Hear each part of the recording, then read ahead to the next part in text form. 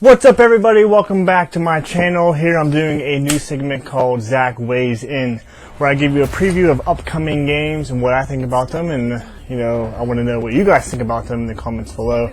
So today I'm going to do Arkham Knight. I'm going to weigh in on Arkham Knight and just do a little bit of preview, what I think about it. I'm a big Arkham series fan. I've loved the games, from Asylum to City to even I really liked Origins, even though Origins is kind of frowned upon. So Arkham Knight is being, developed by Rocksteady Studios, who also did Arkham Asylum and Arkham City, which were two fantastic games. Now, before this, Batman has had a bad history of video games. From Batman Forever for the Sega Genesis and Super Nintendo, to Batman Begins that was on GameCube, PS2, and Xbox. He's just never quite, hit that level of not being a generic superhero game up until Arkham Asylum. Now, what really takes the reins here with Arkham Asylum, Arkham City, and now Arkham Knight is it's voiced by the original cast of the animated series. Arkham Asylum had more people back for their roles than Arkham City and Arkham Knight. Spoiler warning, but Joker dies in the end of Arkham City. Mark Hamill's role would be over. This game has gotten delayed several times, which kind of makes me worried. I think actually it's been delayed 3 times. I'm not sure the first. I think it was supposed to come out in February or March. Got pushed back to June, and then they got pushed back to the end of June. I've seen several trailers, which are getting me hyped again for this game. So the voice cast is from Kevin Conroy, who obviously is Bruce Wayne Batman, who also voiced Batman in the early 90s animated series by Bruce Timm. What really gets good is Jonathan Banks, which is Mike from Breaking Bad, is the voice of James Gordon. And in the prior games, he was not the voice of James Gordon. From what I heard in the trailer, it sounds awesome. It sounds unique. It sounds like you would want Commissioner Gordon to sound like. Tara Strong, she was in Arkham City and Origins, and she was also in other animated Batman films, including The Dark Knight Returns Part 1 and 2, which is Frank Miller's take on The Dark Knight. She's playing Harley Quinn. Well, Troy Baker from The Last of Us, who played Joel. Troy Baker, what game isn't he in nowadays? He'll be playing Robin, Two-Face on Arkham Knight. In prior games, he played Two-Face. And he may have voiced Robin in the Arkham City DLC. I'm not too sure. You can let me know about that in the comments below. And Nolan North from Uncharted. Obviously, he was Drake from the Uncharted series 1, 2, and 3 for the PlayStation. I'm assuming that he'll be playing Drake in Uncharted 4: A Thief's End. He plays the Penguin, Oswald Cobblepot. Like I said, developers Rocksteady Studios, with Warner Brothers being their publisher. This is the 4th game in the series. You had Arkham Asylum that it started out with, 2009, also by Rocksteady. They've sequeled that one up with Arkham City, also by Rocksteady in 2011. And then Arkham Origins, where WB Montreal took the reins of development, and obviously WB published that one, which came out in 2013. Now, a lot of people don't like Origins, and I found the story... the gameplay didn't do anything to the formula. It was basically just a carbon copy of the 2 prior games. But that story between Joker and Batman was phenomenal. Especially when you play... I want to root for anyone who hasn't played it, but especially you get to play the Joker during a certain sequence, and it's awesome. I definitely suggest playing it. By the way, I got all my news from GameSpot.com. I'll link them below, so I don't want to step on anyone's toes.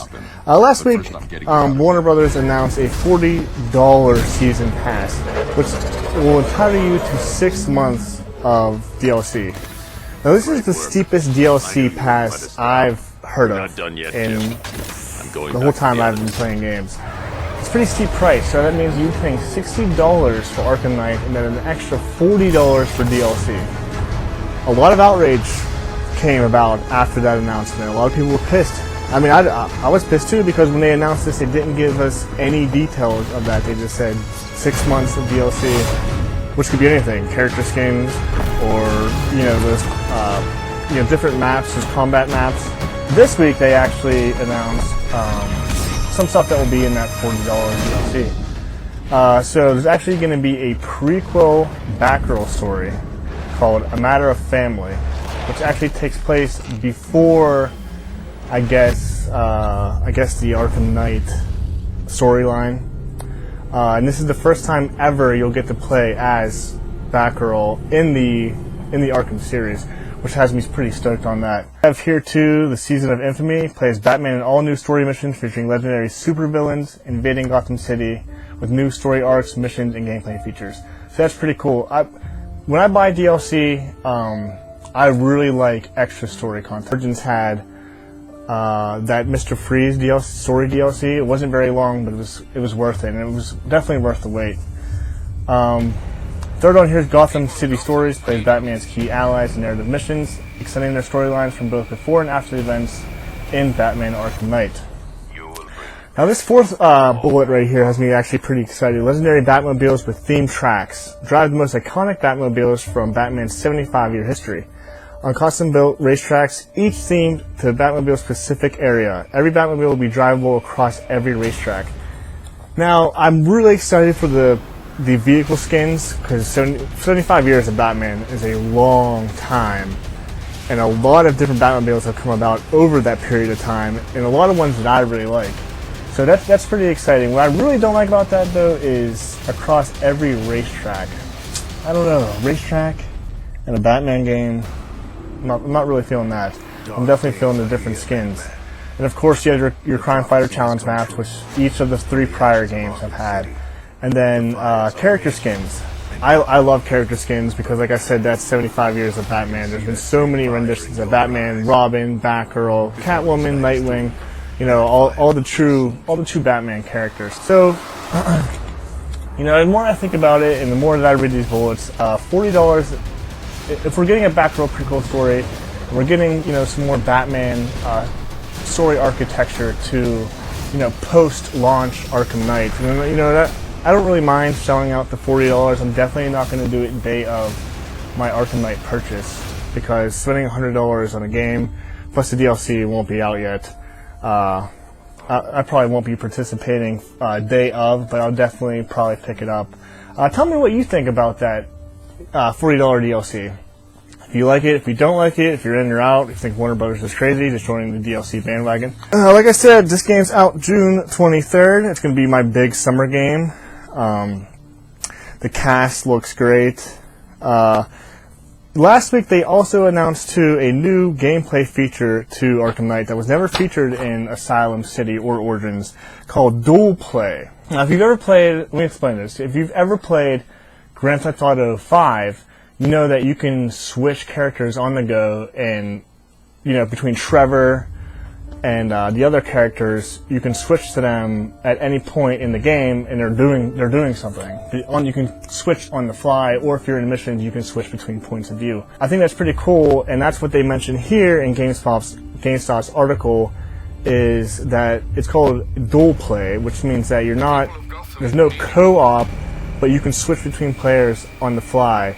And the players they have here listed are Catwoman, Robin, and Nightwing. And there's actually a trailer for that that I'll probably roll here below this feed, showing that off. Which is, from what I saw, it was like you would come in as Batman and have Robin sneaking behind him or whatever. You do something, then you could switch on the fly to Robin and have him come in and do a stealth move or something of that nature. So, I mean, everything looks good.